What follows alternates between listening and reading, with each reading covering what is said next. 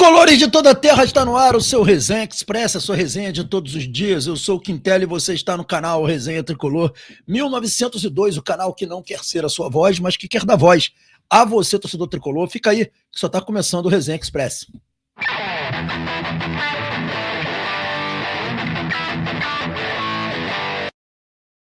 Resenha Express chegando, e eu peço aos amigos e às amigas que estão acompanhando esse vídeo para não se esquecerem de se inscrever no canal, ativar o sininho das notificações e deixar o like. Fazendo isso, você diz ao YouTube que esse conteúdo é bacana. Pedir também a galera para não se esquecer de deixar um hype nesse vídeo.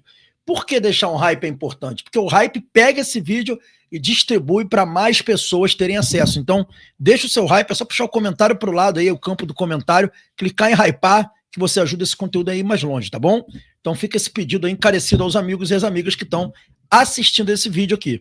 Galera, começando o nosso Resenha Express de hoje, um Resenha Express de certa forma polêmico, né? Porque a gente vai falar sobre a situação inacreditável que envolve os garotos da base do Fluminense.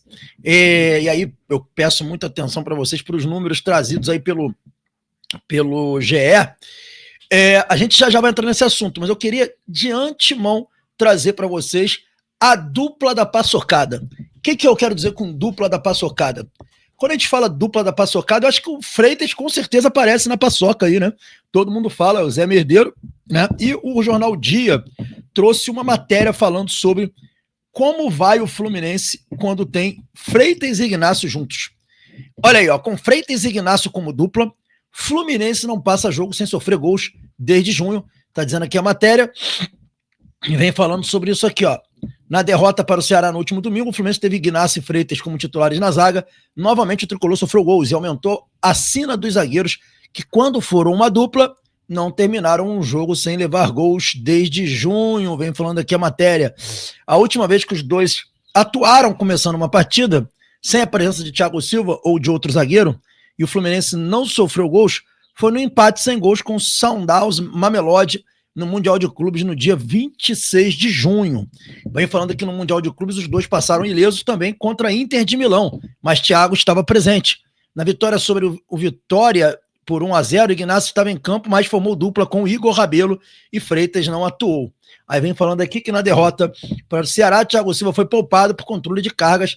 Freitas participou negativamente dos 2 gols do Vozão, enquanto Ignacio acabou sendo expulso. Foi paçocada total. Cara, eu confesso a vocês que o Ignacio, eu esperava muito do Ignacio, tá? E ainda alguma coisa me diz que o Ignacio pode dar certo no Fluminense.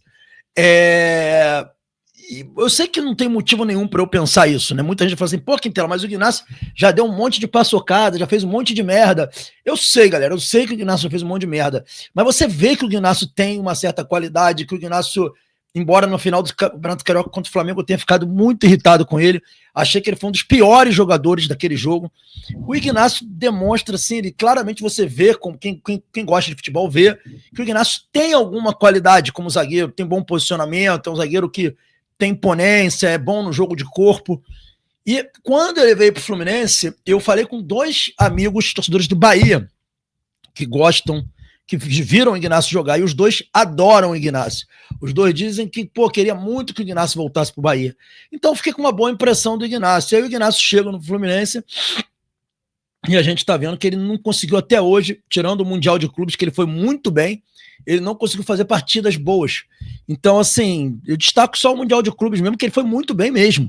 Então, quando termina o Mundial de Clubes, não só o Ignacio, né? Vários jogadores deram pra gente a impressão de que quando voltasse pro Brasil, a gente ia voltar muito mais forte. E não foi o que aconteceu, infelizmente. O time não conseguiu emplacar, conseguiu ser eliminado pelo Lanús na Sul-Americana, né? Essa eliminação nos dói até hoje.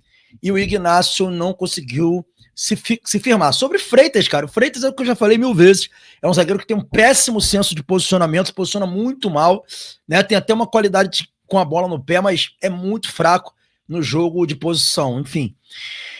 Dando sequência aqui, a gente falou sobre a nossa dupla da paçocada, agora a gente vai falar também sobre o Zubeldia, o nosso treineiro Zubeldia.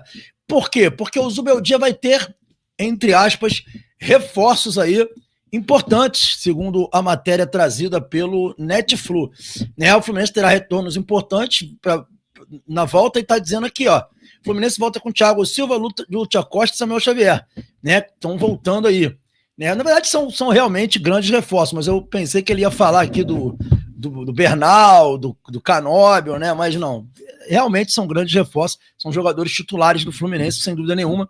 Me falando que o Zubeldia contatará com o retorno importante de Thiago Silva, Samuel Xavier, que estava em controle de cargas, e o Lúcio, que também está voltando. O Lúcio hoje, para mim, é o melhor jogador do Fluminense, disparado, tá bom? Mas ele esqueceu de falar uma coisa que Ganso também estará à disposição para esse jogo. Bernal volta do segundo cartão, tá? E eu ia até brincar, por isso que eu falei que assim, entre aspas, porque eu ia falar do Ganso e também do Bernal, né? Mas com certeza Thiago Silva, Samuel Xavier e Lúcio fazem diferença, né?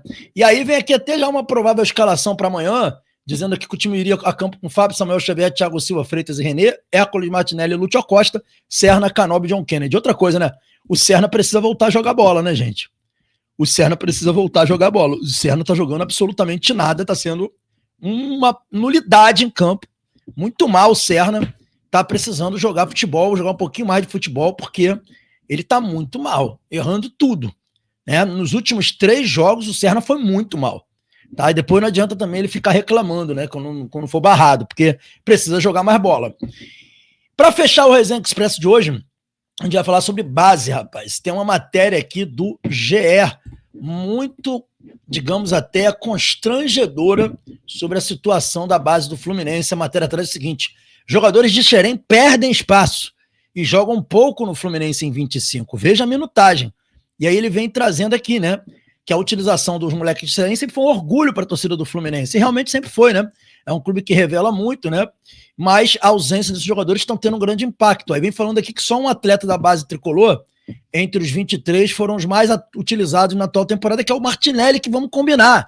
Não dá mais para falar mais que Martinelli é base tricolor. Martinelli é um jogador consolidado, já há 5 anos no Fluminense. Então não dá para tratar Martinelli como base para avaliar isso daqui. E aí vem falando que em segundo lugar, Riquelme e Felipe figura na lista, mas na 24ª posição dos jogadores do Fluminense com mais minutagens. Olha isso. Com 753 minutos e um total de 22 partidas, sendo 16 delas saindo do banco de reserva. Ele é um dos 4 jogadores que foram promovidos e atuaram com o elenco principal. Você vê, vamos botar assim, o primeiro, né? O primeiro colocado dos garotos da base com mais minutos só tem 753 minutos na temporada. E é o 24º da lista do elenco do Fluminense. É uma situação assim inacreditável, que eu acho que eu nunca vi em tempos anteriores pelo Fluminense. Inacreditável que o jogador da base com mais minutos está em 24º. Eu venho falando que só outros 3 jovens foram utilizados em mais de 2 jogos, desde que o elenco profissional voltou de férias, na 4ª rodada da Taça Guanabara. São eles o Isaac, que jogou 11 jogos, sendo aí 8 do Campeonato Carioca, o Fidelis, que jogou 5 jogos, e o Davi. Tirando esses jogadores, Riquelme, Isaac, Júlio Fidelis e Davi, nenhum garoto da base do Fluminense jogou mais do que 2 partidas. É um negócio, assim, constrangedor, triste, muito triste mesmo, né? E a gente tá vendo isso acontecendo no Fluminense de 25. E ainda o Gato Mestre, né, que é um perfil aqui, tipo um avatar aí da Globo, né, ele que faz análise, né, ele trouxe que ele utilizou, dizendo que o Fluminense utilizou apenas 9 jogadores com idade de 23 anos no atual elenco do Campeonato Brasileiro. E aí a gente tá falando no geral, né? Ele tá botando aqui o Lescano, o Lavega, que não são da base. Né? Aí ele bota aqui em termos de comparação, o Palmeiras, que é dono de um dos maiores investimentos do campeonato, já utilizou 14 jogadores sub-23, sendo 11 deles do sub-21. Entre os 5 que menos utilizam jovens estão o Sport, Mirassol, Ceará, Vitória e Flamengo. Tá? Só que o Fluminense está logo depois ali. Você tem Sport em primeiro, Mirassol em segundo, Ceará em terceiro, Vitória em quarto, Flamengo em quinto. O Fluminense é o 7º colocado que menos utilizou jogadores da base na temporada. O Flamengo é normal porque o Flamengo tem dinheiro para contratar, né, gente? Agora, o Fluminense ficar em 7º, como o 7º clube do país que menos utilizou jogador da base, isso é uma vergonha. Uma vergonha sem nenhum precedente, tá? Vem falando um pouco mais aqui, aí vem botando a minutagem dos jogadores aqui, ó. Tá vendo? A minutagem não, as idades dos jogadores aqui. Enfim, galera, é uma vergonha, é uma temeridade, é uma tristeza o que a gente tá vendo aí acontecer com o Fluminense nessa temporada. É a temporada que o Fluminense, talvez, vou fazer esse levantamento, mas talvez seja uma das temporadas que o Fluminense menos utilizou garotos da base. É uma vergonha, assim, inexplicável isso que está acontecendo no Fluminense.